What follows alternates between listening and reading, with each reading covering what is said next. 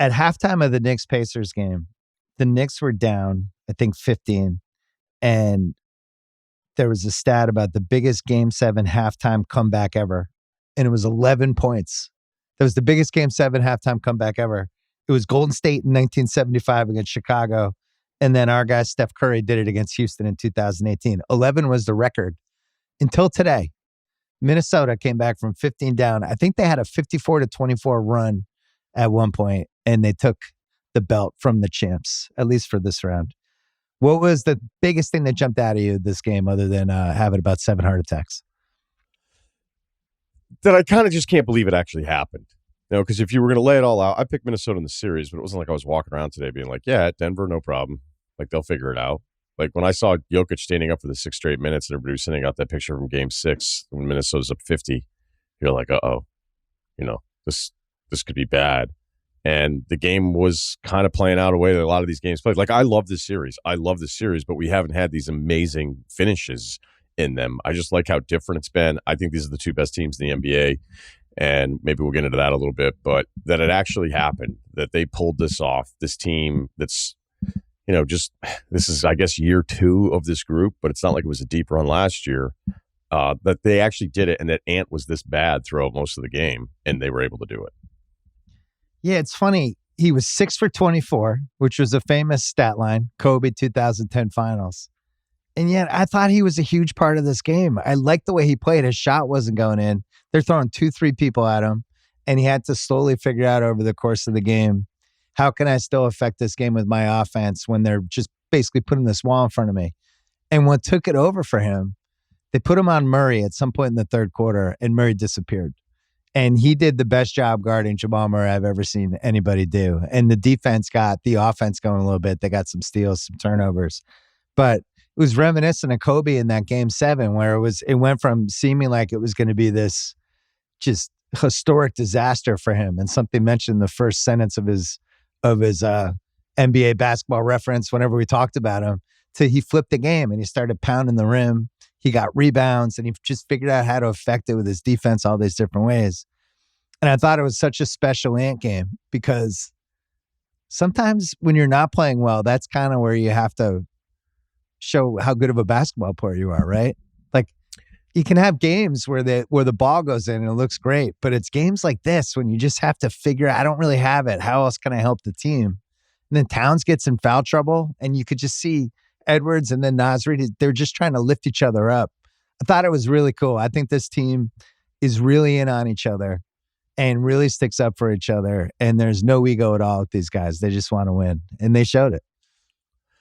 Yeah, they were sending doubles at him with like zero caution. I mean, if Cat had it at the top of the key and then swung it to Ant, Cat's guy would just come to double Ant. Like, they just didn't care. They're and like, then go ahead. Jokic was coming up too. And sometimes there was like a triangle in front of him. So one of the things, that if they lost this series, I think they would have gone back and looked at it and saying, if there's any way that you can like dribble away from the double or throw it to somebody and then get it right back, because usually the double doesn't stay with you, like, there has to be more at the rim. There has to be more there with the drives. And you know, we saw Ant try to do it, but like one of the most frustrating plays, when I thought at that point, I'm like, all right, where's this game going to go? He was on a drive and he like threw it off to Rudy to his side. And I'm like, what is going on? But you're absolutely right about the defense. Yeah, you're absolutely right about the defense. He was incredible. This defense that was as impressive as anything I've seen all season in the first half of Game 2. And you know, I don't know that it was exactly that again throughout it all, but Naz Reid coming in, and he decided to attack. He had his layup where he didn't want to pass it to Rudy when Rudy was wide open at the baseline. Rudy made a great play on an offensive rebound to even keep one of the other possessions alive. And then, you know, Cat has that follow dunk where I think it was Pope just fell asleep and let him crash the rim. And that was kind of the game. So Cat had some really good moments offensively, and they needed to carry Ant, because 6 of 24 is just like, if you were going to say, hey, the Timberwolves are going to win and Ant's going to go 6 of 24, you'd be like, well, what? There's no way that happened. And it did. He had 7 assists, 2 steals, 8 rebounds. So the other guys on Denver scored 21 points.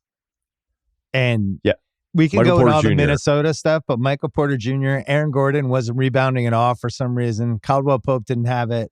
Nobody on their bench came through and gave them any sort of Game 7 irrational confidence boost. And if you would, so you said the 6 for 24 thing with Ant, I'd flip it. If I told you everyone on Denver, not named Jokic or Murray, is going to score 21 points in this game, we would have been like, ooh, that sounds not great, right? So, I thought this was a pretty good Jokic Murray game for the most part, but the other guys let him down. And I don't know. The league's better than it was last year. They don't have Bruce Brown. They weren't the Porter game. The last I don't know, the at least 3 stinkers from him in this series 4. too, right? No, the last 4 games he scored a total of 25 points. He was the 3rd leading scorer tonight with 7. Aaron Gordon played 42 minutes, had 4 points, 4 rebounds. I mean, maybe the rebounds there because Jokic was insane with the rebounding, especially in the first half. But still, it's hard to play 42 minutes and have 4 points and 4 rebounds. So the two guys did it, even if maybe just because of the status that we have Jokic at, you're like, I actually needed more out of you offensively. I needed a little bit more. He went 0 for 7 on his, I think, first 7 3-point attempts. He had a couple there later in the game. But, throughout all of the different stuff that's happened in this series, it's funny to think that, the guy that probably impeded Jokic the most was Cat. I'm glad you brought this up. There's so many winners and losers from this game in this series. And I made a list at halftime. And half of the guys who I had as winners or losers, it either flipped one way or the other way, or then I added new guys.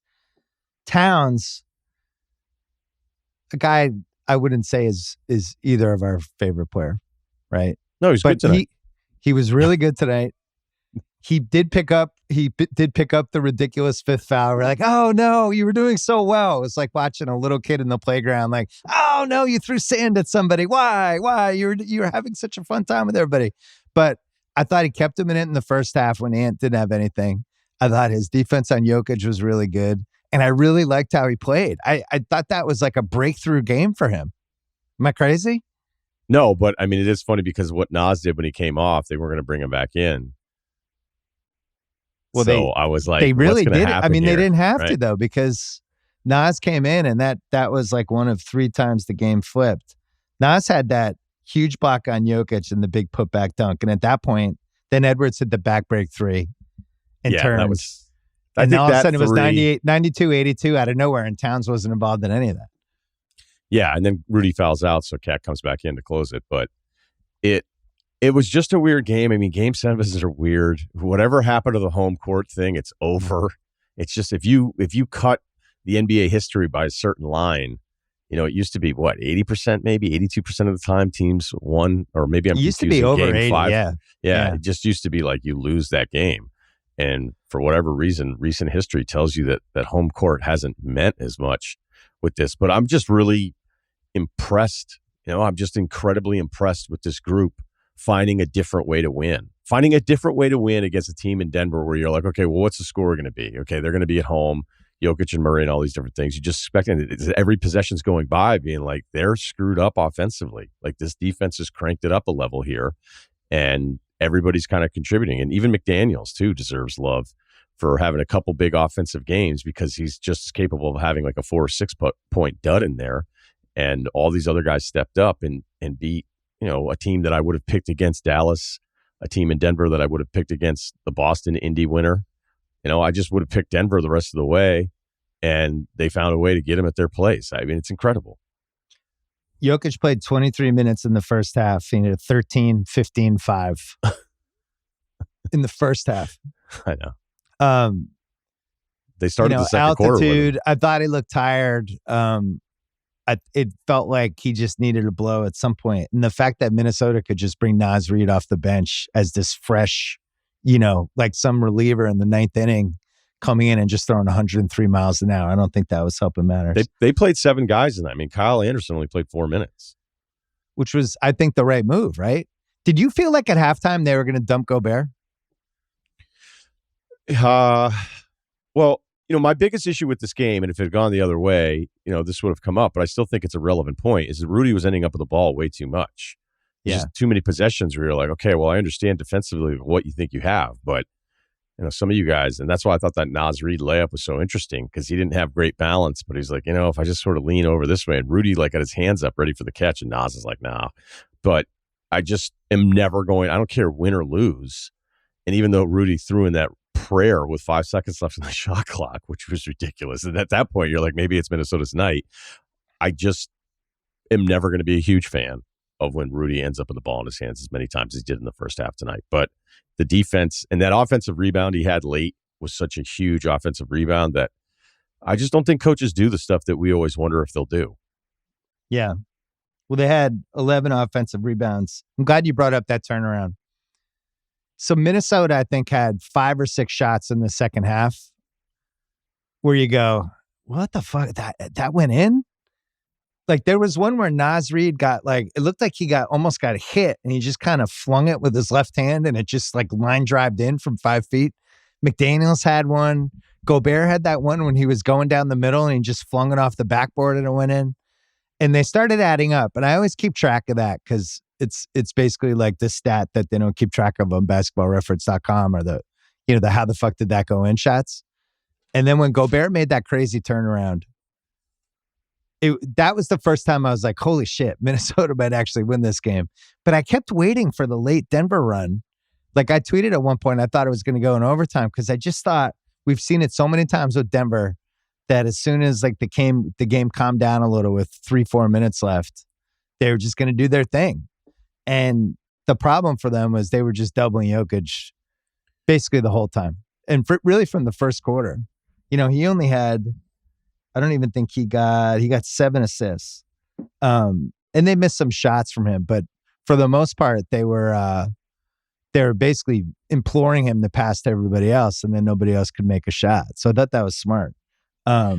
34 points for him, 47 minutes, but it just didn't feel like they were a little discombobulated. And the defense by Minnesota in the second half was on par with the game 2 defense, I thought, right? I don't know that I'd put it at that just because it was those first 24 minutes. Because, when I'm looking at how it was 61-55, and Denver still has the lead. And Cat, at that point, at 17 points, he's 6 for 11. Ann had just had a bad turnover. But when I was tracking some of the threes, like Jokic, KCP, Porter Jr., Jokic had a nice step back that he usually always hits. I mean, there are 4 shots in that stretch where I'm like, these are all really good looks. But you're right. Whether you can combine I don't know if it's the exact same thing, because I do think it's hard for somebody like Ant at this stage of his career to be like, okay, I want to make the right play. I don't want to force anything, so I'm going to actually get rid of the ball. And the doubles were so hard. It wasn't like, hey, let's be tricky with these and disguise them. It's just we don't care. Like, this is what we're going to do.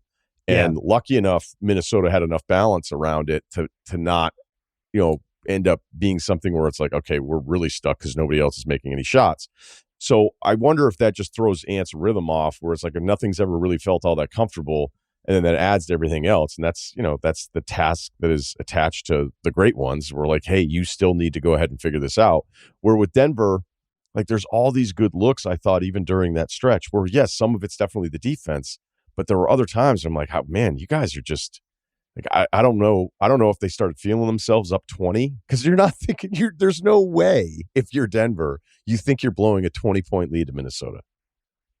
They were 8 for 33 from 3. Yeah, I took notes as, I always, especially for this game, I wanted to take notes as it went along. And the first note I had in the third quarter was Minnesota gets it to 61-57. I don't understand what happened. Yeah. They had a 19-3 run. And it didn't feel like anything substantial was happening, but all of a sudden they were just getting stops and scoring on the other side. And at some point it was like, oh, this is 10. Oh, this is 8. And Denver just looked a little flustered. And it was the kind of spot, especially last year, where they would get Porter or Bruce Brown or somebody else would start making a couple plays for them. And it just didn't happen for them today. I just thought it was such a fascinating Edwards game. I mean, my memory of this game 20 years from now will be Ant, who is clearly going to be a really special player, barring injury. Like, he's really the shit that he's done in the playoffs now. We are now on the track for something truly, truly, truly special.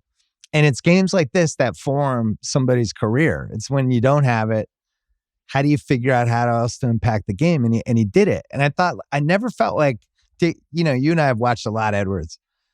I never felt like he lost his confidence, right? They never showed him where I was like, oh, Ant's rattled. Ooh, Ant doesn't look like Ant doesn't look like he has it, or Ant's got like darty eyes or anything. It just looked like he was like, I know what's happening. I got to figure out how to solve this. But I never felt like he was rattled. It's so unusual for a 22-year-old. It's really like about as uncommon as it gets for the NBA, in my opinion. I don't know if I'm all the way there with you, but I think your point is stronger by when you remind us of the defense, that he stayed in it defensively, where there's other players that are scorers when they're not scoring, then the two things are connected. And the fact that he was like, all right, I gotta figure something out, like the steal on Murray and then the dunk. That was just another reminder, a bit like the game 2 stuff that we were talking about. It's like, okay, like you're not going to just be able to bring the ball up. You're just not going to be able to. I mean, I can't wait to see what they try to throw at Dallas, because McDaniels just isn't stout enough. I imagine Ant will get a chance as well. They'll probably try a bunch of different things, but it's so brutal when you can't get into your offense as quick as you're used to getting into it. Yeah. And there was I think a 5.5 minute stretch during this entire Minnesota run to come back and get in this game where Denver doesn't score a point or didn't make a field goal. I think there might have been a free throw in there where they didn't score for like 5.5 minutes. So, credit to Ant and the defense stuff, but you just wait, one more thing on the Ant piece. He didn't do the thing either when it's like, it's not going for me, I'm just going to frantically drive to the basket into 7 people. And like, he was driving to the basket, but he was still like kicking out and he was making the right plays and setting up people. And so I never felt like he lost control of the game, where we've watched other young players in that situation. And sometimes especially with younger players, I feel like, oh, they're pressing too much. Now I can see they're doing this, but he just kind of put all of his energy into defense and just trying to continue to get into the paint. It was weirdly a good 6 for 24. I don't know how else to put it. Like, I don't feel that bad about it. Like, he airballed a shot at one point. I didn't feel good about that. Like, he bricked some threes, and I'm like, oh my God, is this just going to go south? And it didn't. He fought out of it. Right, but I feel like, whatever was waiting for him if they don't pull this off, it's like, oh, the guys that liked him, and they still like him. Like, I don't look at Jokic today going, okay, there are certain players that I feel a certain way about, and even players who I don't like, I don't expect them to score 0 points all the time in the playoffs.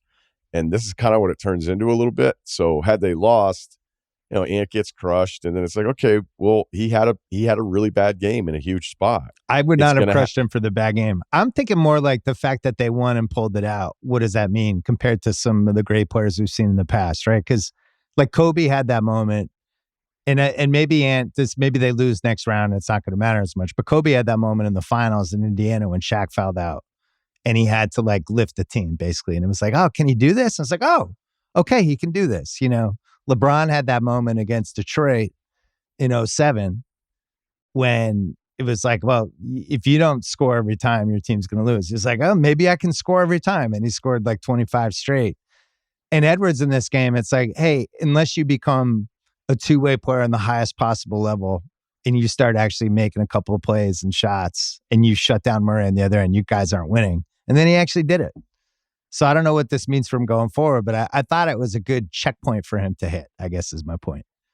Yeah, I don't know that you said something in the beginning that I don't know. Like, I don't think this game would have been in the first line of his career obituary. What do you mean? I just think there's still so much to do with him. I said that about Kobe. I didn't say that about Ant. I was talking about that Kobe 2010 finals. Like, yeah, if they had lost at home, I misunderstood. He had gone like 4 for 28. All right, so some winners and losers, and we can just talk about these one at a time. At halftime, it felt like the anti-Gobert trade take people, we were going to be winners. We're like, see? Told ya. And then what happens? Second half hits. Rudy actually did some good stuff in the second half, I thought, and was not a detriment. I was thinking in the first half, to get Ant going, they were going to have to take him out so they could spread the floor for him and give him more space. Turned out it didn't matter. But he had some good moments. He had some good rebounds. 7 of 9 free throws. That was huge. Yeah, made a couple free throws. He had a was couple ending putbacks. He was ending up with the ball so much, and then he got fouled a lot on those catches. When you look at his total shot attempts, I mean, he only had 7 field goal attempts. It felt like he ended up with the ball a ton in the first half. So Yeah. the guy made his free throws, and the Aaron Gordon stuff that was him bringing the ball up, him running in the dunker spot, having those burst moments for 4 or 6 minutes where Denver feels like, okay, cool, Gordon's doing stuff. Maybe it'll open up something for the rest of us here, and then it doesn't happen. So, yeah, Rudy, I just don't want to update the Rudy trade every 24 hours. No, we're going to. That's what we're going to do on Sundays. Jokic in a loss, 34-19-7. And this series for him reminded me a little of Giannis in that Milwaukee-Boston series the year after they won, when Giannis was just awesome. And then Boston beat them anyway, and beat them for reasons that really didn't have a lot to do with Giannis, right? And it was, you still left the series going, wow, Giannis is incredible. I'm still going to leave this series thinking, wow, Jokic is incredible. They felt his third quarter game 5 is like, I saw something where it was like arguably one of the 2 best quarters in playoff history based on his shooting, point total, and the assists and all that kind of stuff. Yeah, I'll admit, like, I think I have him just such an absurd standard that maybe I wanted a little bit more from him offensively down the stretch, but he's not just going to take a million bad shots. It's just not who he is. So if he had taken 5 more shots and went 1 of 5, will we say he was more aggressive? But yeah, I'm basically there with you. I think the Giannis comp is perfect because, sometimes these guys are this good when they lose. I'm not going to go like, all right, got to move them down now. 2 for 10 from 3. And didn't protect the boards. Minnesota got a couple offensive boards. I don't see, we're taping this. I didn't get a chance to watch the second half again and really study it, but it felt like all of a sudden they felt a little OKC-ish trying to protect the boards. So Murray, he had a couple catches though. He had that 1-3, and Reggie did point it out. Like on the catch, he was hesitant, and I feel like I see this a lot from guys where they pass on the better look on the catch and then reset themselves into a worse look. And he had one of those, but I'm nitpicking here. Murray finished with 35. He had 24 in the first half, and it looked like we were going to have to update one of the segments. If Denver had won, one of the segments I wanted to do with you were how many guards would you take before we get to Murray and go through that. But then Denver ends up blowing the game, so we don't have to do that. But the Jokic-Murray combo, which I still think is really special. And, Denver won last year.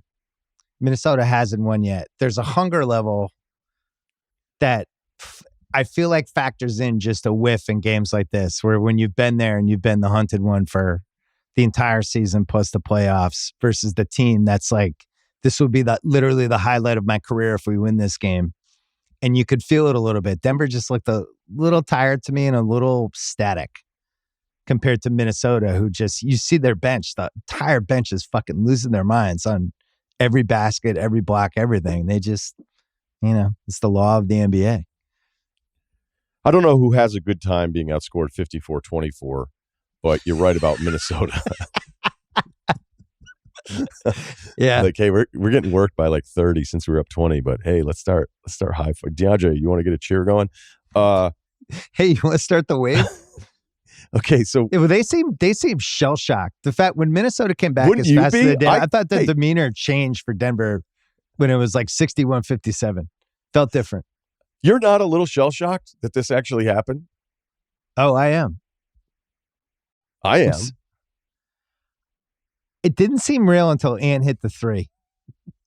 Even when they're up 7 with the ball, I'm like, nah, I really thought we were headed to overtime or something. And then Ant hit the 3 and the turnaround and turned around to the court side. When Cat couldn't get it inbounded and it was a turnover, I was like, wait. I'm Here like, we is go. this going to be one of these all-time moments of like, remember when they were up 8 and all this bad stuff happened? There was part of me that was like, oh no, is this? And here's the great thing about the win. We'll never think about that play again. Another winner loss. A loser, I think, is Denver, as we started thinking about what kind of run could this team go on. Their window was the 2 years before they won the title when Murray missed. Last year, this year, and probably like 2 more, and there's a bunch of teams coming. And now they've won 1 title, and that's it, which makes them no different than Milwaukee, which makes them no different than Kawhi in Toronto, et cetera, et cetera. I think we'll be hearing from them again, I'm sure. they'll probably go into the lab. Kyle Mann texted this to me, actually. I thought it was an interesting question. Does this loss, if you're Denver, make you start to think you need to do something a little more drastic than that? Do you start thinking about beyond Jokic and Murray and Gordon? I think you start looking at that Michael Porter spot a little more seriously. Hey, is this something we should move on? Well, the problem whenever we bring up this stuff is just, okay, but like, how bold do you want to get for a team that, was right there and being a 1 seed until the last weekend, who may have lost to the eventual champs because this was an absurd second round matchup.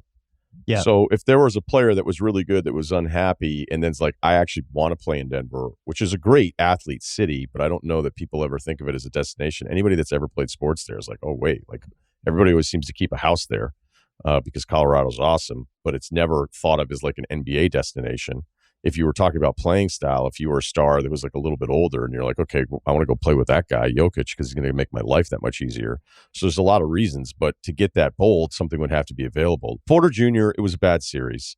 It just was. And he's really expensive for kind of a one-dimensional guy. But during that Lakers series, he was incredible. Like, he kept them in some of those games where if it weren't for him, I still don't know that they were going to lose to the Lakers in 7, but Porter Jr. kept them in some of those games when nobody else could really get anything going, especially with some of the Murray stuff. Even though he hit the game winners, it wasn't like he was just dominant all those games. And the great thing about Porter Jr. that I love from Bob Myers, who was on one of the calls of the game, like, he ended up with 23 and 8, and the shooting numbers are absurd, 55 and 49 from 3. And Bob was like, this is the stuff with Myers that I like on the broadcast. I know it's the first year and everything, but he's sharing with you like what his evaluation was of certain players. Yeah. And he's like, these rebounding numbers. And then he had dove for a loose ball. He goes, I can't believe Michael Porter Jr. is diving for a loose. He's like, I never had that in his scouting report. So I actually think there were some great playoff moments for him where he was more well-rounded as opposed to, look, he's not going to pass the ball a ton. We know kind of what his game is at this point. So with his injury history, I'm sure they would, like, if it was some other player, we're like, okay, this completely raises our ceiling. But they're just, look, when we pencil in the best 3 or 4 teams next year, Denver's on the list, this version of it already. So as much as other teams are coming and OKC and whatever happens around here, let me put it to you this way. I remember in 2018 when we were doing the show together and Boston lost to Cleveland in Game 7. All right. And you were like, this sucks because the window, this is going to change. This is going to change. All these things change, but we always assume that change is going to be like much more of a positive with all of these teams. Yeah. And I think that's a mistake that we make. I think they keep the nucleus together and add around the fringes and try to get a deeper bench. The fact that Peyton Watson didn't play, that was somebody that they were really counting on, right, during the season in the playoffs. And one of their bets was our young guys are going to fill in those Bruce Brown minutes. Didn't happen. Yeah, and that's how they drafted too. The Porter series, his last 4 games, 3 for 12, 3 for 9, 2 for 10, 2 for 4. Did have 9 rebounds today, but for the most part was not an awesome series. And I honestly felt like they needed him. They needed, when he, like in the Lakers series, he would have those little stretches where he would just kick ass for 3 minutes, and they just didn't have that today. Yeah, his worst game they actually won. Go ahead. What you laid out, I think you're right, is they'll add around the fringes, but it's just questions that I wouldn't have expected to ask, because I think the bigger question for me is, was this the finals? And if you're thinking like, we just lost the finals, that's a different than we just lost in round 2, because I think these are the 2 best teams. And, I'm not going to say either of those teams would have beaten Boston, but I think Boston is going to be underdogs against either of these teams, unless Porzingis is 100%, which I just, he's already missing the first 2 to 3 games in round 3 at this point.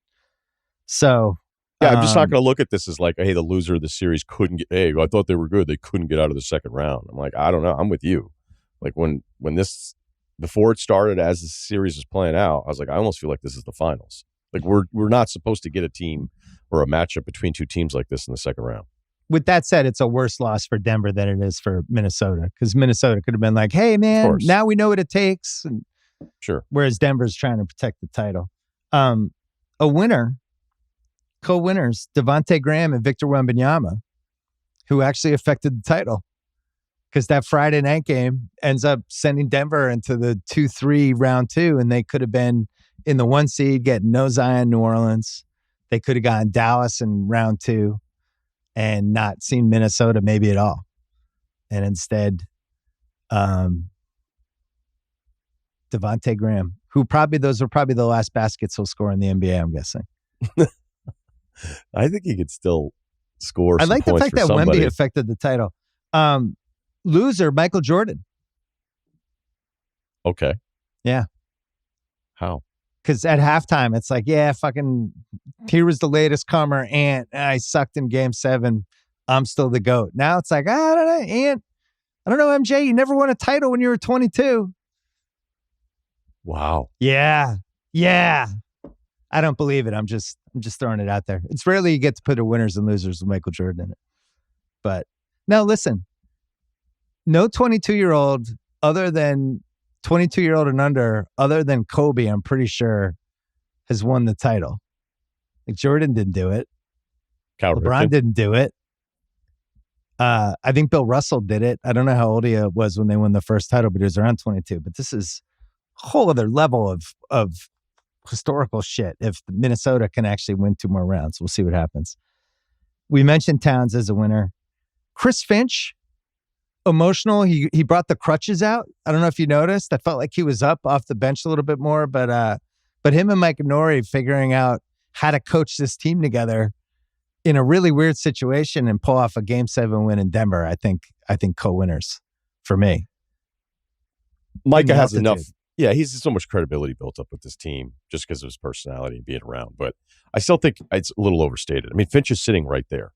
Like, what do you think Micah's going to do? Yeah, but what do you think he's going to do? Can't argue with the refs. He argued with the refs. Can't pull Anthony Edwards over to talk to him during timeout, tell him to settle down. It's not nothing. It's way less than people made it out to be. He's right there. Do you think Micah's turning around going, hey, sorry, dude, you're sitting down. I've got this.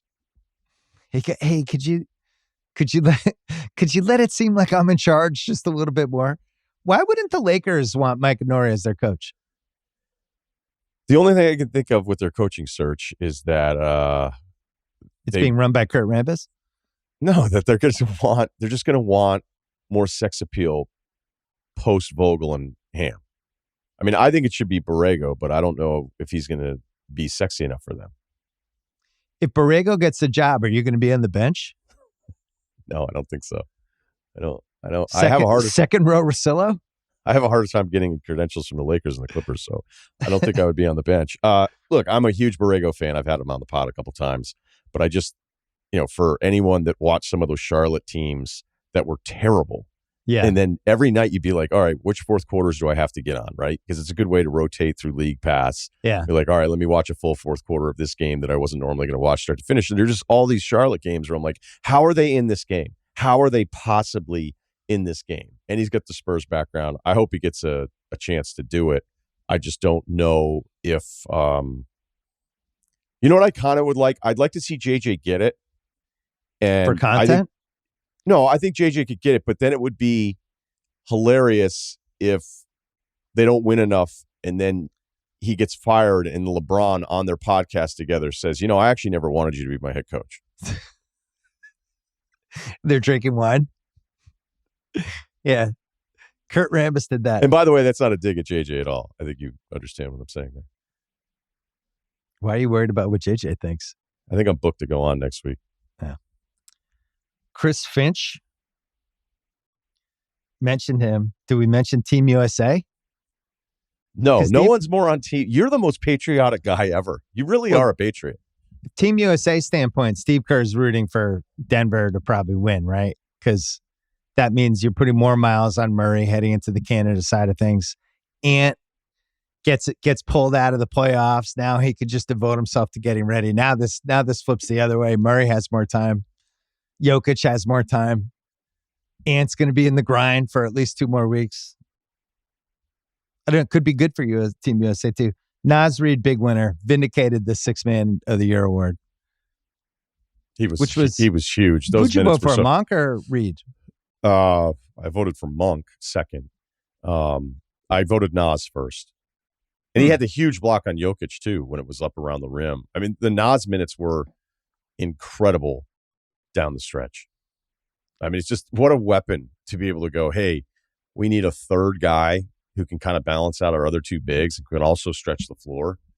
I mean, it's incredible the job that, Conley and this front office did of identifying him. So I have a winner for you. Can I make a Nas Reed point really quick and then give me your winner? Please. There's certain guys that if you were in a coma for like 10 years and you came out of the coma and you watched a quarter of a basketball game and you saw a guy playing like Nas Reed play today, and you would ask, like, is that one of the 5 best players in the league? Which is like its own weird NBA list of guys who for 6 minutes can seem like they're a second-team All-NBA player. Nas Reed is definitely on that list. If you catch Nas Reed for the right 5 minutes, he seems like he's just like, I don't know, a 5-time All-Star. And by the way, correction on me. I knew as soon as I said it. He was there before. So that was Gerson. What was your winner? Lawyers. How come? Lawyer fees for the Mark Lowry A-Rod Taylor fight. Oh, that's now going into round 3. Yeah. They showed A-Rod a couple times. There's nothing more A-Rod than, I guess it's actually strategically like the right move, is if you're in this battle for this team that apparently you couldn't pay for, although it seems pretty nasty how it all went down. And it feels a bit like Taylor was like, hey, we're this good. Well, I don't want to sell it. I don't want to sell it. How can I get out of this? So look, I've read everything on it, and it did make me laugh a bit that I was like, there's nothing more A-Rod than just showing up and sitting courtside for all this stuff when it's in dispute. But that's actually probably the move, that you do it. And here we have both teams in the Western Conference Finals. Because, like, to think of Cuban, of the time he sells it, where I still can't quite figure that one out either. Like, wait, he sold his team? Makes no sense. Well, A-Rod's still a pretty big minority owner. Yeah, you're right. It's not like he doesn't. I'm being unfair. I'm being totally unfair. It's just and weird. I need to admit. Yeah. I don't think you're being unfair at all, because it's still weird to see him there when it's every time you see him, you're like, oh, lawsuit, legal fight. It's just like, it's like the reaction. I think it would be way more fun if he hadn't won the 2000. I mean, every part of life would be more fun if he hadn't won the 2009 World Series and the Yankees hadn't won that year, because then we would be able to do the whole, the Yankees haven't really won this century unless you count 2000 as a year of this century, which is a big point of dispute, right? Some people think 2000 is part of the 20th century because it's the last year of the 20th century. Other people say the new century starts with 2000. I don't know if you have an opinion on this. No, I remember, though, a manager came into me to make fun of the Red Sox, like after the Red Sox had won their 4th one or something. Yeah. And he was a Yankee fan, and he like came in during a commercial break to go like, oh my God. He's like, can't believe, because everybody knew I wasn't like weird about it anymore. And he started like making fun of the Red Sox. And I was like, do you really think you should be doing that anymore? Like after 04? Yeah. I was like, you still do stuff like this to people that are Red Sox guys? And it was just like very terse in one of the ways that I can deliver a rebuttal to something. Yeah. And then he kind of just left the studio, and guys were like, that was kind of rude. I was like, sorry.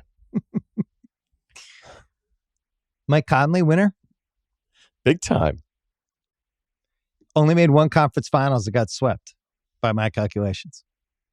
Now he's back. Happy for him. Minnesota has a slew of I'm happy for you people. I'm even one happy for Rudy Gobert. Yeah. Yeah, good for Rudy. Good for Cat. Good for those guys. Any other winners and losers? Do you think Denver fans saw this coming at halftime? No. No, I can't. Like, I don't think they had any conceivable knowledge that was coming. You want a stat? This is from Dave McMenamin. So Ant finishes with 4 points at the half. Minnesota this season, regular season and playoffs combined, is now 8-1 when Ant has less than 5 points in the first half of a game. Why is that? Balance, defense, things we saw tonight. Second half Ant, but we didn't really get it. I mean, I know he had 9 in the third quarter and then the dunk in the 3.